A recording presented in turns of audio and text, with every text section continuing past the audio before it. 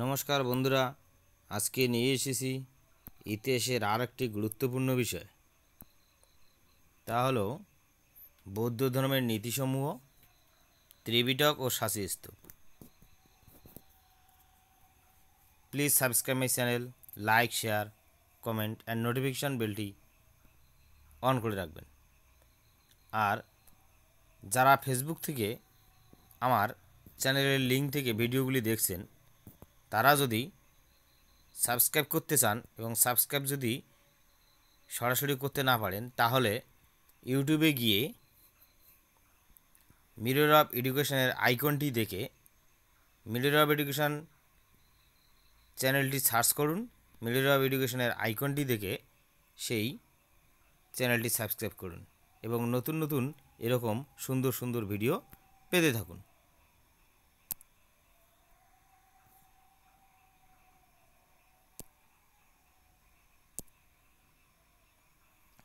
বৌদ্ধ ধর্মের নীতিসমূহ। বৌদ্ধ ধর্মের নীতিগুলো হলো: 1. আর্য সত্য, 2. অষ্টাঙ্গিক মার্গ, 3. নির্বাণ, 4. মধ্যম পন্থা, 5. পঞ্চশীল, 6. ত্রিরত্ন, 7. ত্রিতাপ।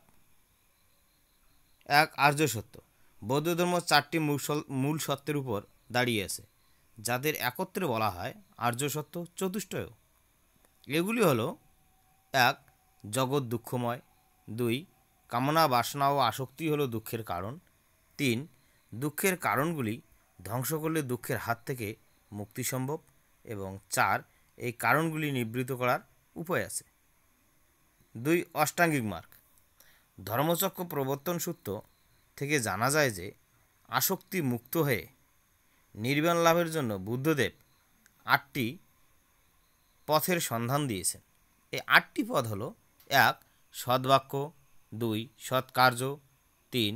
সৎ জীবন বা জীবিকা, 4. সৎ চেষ্টা, 5. সৎ চিন্তা, 6. সৎ চেতনা, 7.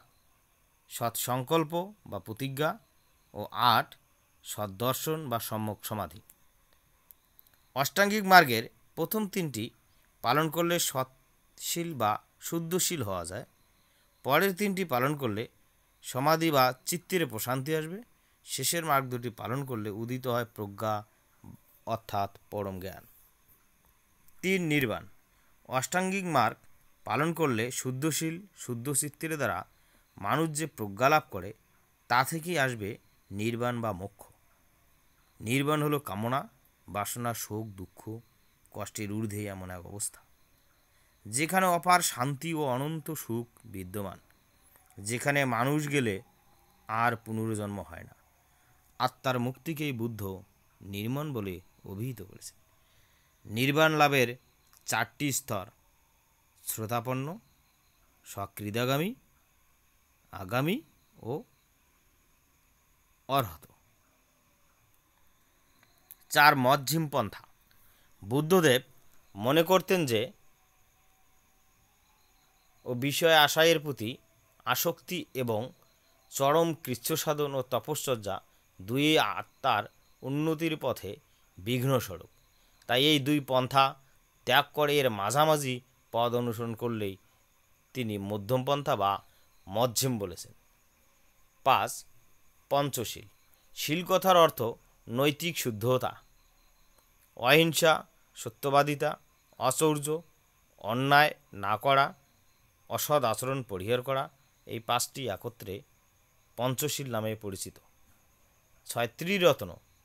বুদ্ধ জ্ঞানদীপ্ত, ধর্ম তত্ত্ব বা উপদেশাবলী, সঙ্গ নির্দেশাবলী। 7. ত্রিতাপ। দুঃখ, জরাব্যাধি ও মৃত্যু, এই 3টি একসঙ্গে ত্রিতাপ নামে পরিচিত। বুদ্ধদেব জীবনের শেষ প্রান্তে এসে দুঃখ, জরা, ব্যাধি ও মৃত্যু এই ত্রিতাপ সম্পর্কে বলেছিলেন। তিনি বলেছিলেন, এই যে নীতিসমূহ রয়েছে, এই নীতিসমূহ যদি কেউ জীবনে ঠিক ঠিক পালন করে থাকে, তাহলে তার মুক্তি সম্ভব। তারপর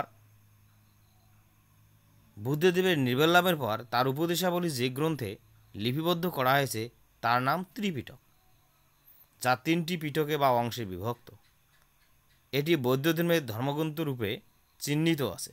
এই 3টি পিটক হল 1 সূত্র পিটক, 2 বিনয় পিটক ও 3 অভিধর্ম পিটক। 1 সূত্র পিটক বুদ্ধের উপদেশাবলী অর্থাৎ বুদ্ধের সঙ্গে বিভিন্ন ব্যক্তির ধর্ম সংক্রান্ত কথোপকথন লিপিবদ্ধ করা হয়েছে। এটি 5টি নিকায়ে বিভক্ত, নিকায়গুলি আবার বর্গে বিভক্ত। বিনয় পিটক বৌদ্ধ সংঘ বিষয়ক নিয়মাবলীর ইতিহাস ও বিবরণ, অর্থাৎ বৌদ্ধ ভিক্ষুদের ও ভিক্ষুণীদের পালনীয় বিধিসমূহ সঙ্গের নিয়মাবলী লিপিবদ্ধ হয়েছে। 3 অভিধর্ম পিটক এই গ্রন্থে বৌদ্ধ ধর্মের দার্শনিক তত্ত্ব আলোচিত হয়েছে। এটি 7টি গ্রন্থে বিভক্ত। একে সপ্তকরণ বলে। এবার আসি বৌদ্ধ স্তূপদের মধ্যে একটি বিখ্যাত স্তূপ যার নাম সাঁচি স্তূপ। এটি বর্তমানে ভারতের মধ্যপ্রদেশ রাজ্যের রায়সেন জেলার সাঁচি শহরে বৌদ্ধবিহার ও স্মারকস্থলের জন্য সাঁচি স্তূপ বিখ্যাত। বর্তমানে এর আয়তন হল 121.5 ফুট ও উচ্চতা 77.5 ফুট। সম্রাট অশোক খ্রিস্টপূর্ব 3য় অব্দে এটি নির্মাণ করেন এবং এটি ভারতের প্রস্তর নির্মিত স্থাপত্য বলে গণ্য করা হয়। অশোক নির্মিত স্থাপত্যগুলির মধ্যে বা স্তূপগুলির মধ্যে বৃহত্তম। সম্রাট অশোকের আমলে এই স্তূপটি ইট দিয়ে তৈরি হলেও পরে তাতে পাথরের ব্যবহার লক্ষণীয়ভাবে বৃদ্ধি পায়। সাঁচির স্তূপটি ভারতের বৃহত্তম স্তূপগুলির মধ্যে অন্যতম। অশোক কাব্যনে দান অনুসারে খ্রিস্টপূর্ব 2য় শতাব্দীতে পুষ্যমিত্র শুঙ্গের সময় অনেকাংশে এটি বিনষ্ট হলে পুষ্যমিত্র শুঙ্গ এর পুত্র অগ্নিমিত্র স্তূপটি পুনর্নির্মাণ করান। এই সময়ের স্তূপটির বুনিয়াদের ব্যাস হয় 120 ফুট ও উচ্চতা 54 ফুট। স্তূপের উপরিভাগে চ্যাপ্টা করে 3টি ছত্র স্থাপন করা হয়। ভিডিওগুলি দেখার জন্য ধন্যবাদ। আবার মনে করিয়ে দিচ্ছি, যারা ফেসবুক বা অন্য কোনো প্ল্যাটফর্ম ডিজিটাল প্ল্যাটফর্ম থেকে দেখছেন তাদের যদি সাবস্ক্রাইব করতে অসুবিধা হয় এবং আপনাদের যদি সাবস্ক্রাইব করার ইচ্ছে থাকে তাহলে আপনারা ইউটিউবে গিয়ে মিরর অফ এডুকেশন নামে সার্চ করে আমার ভিডিওর আইকনটি দেখে সেটাতে ক্লিক করে আপনারা ভিডিওগুলি দেখুন এবং চ্যানেলটি সাবস্ক্রাইব করুন। ধন্যবাদ।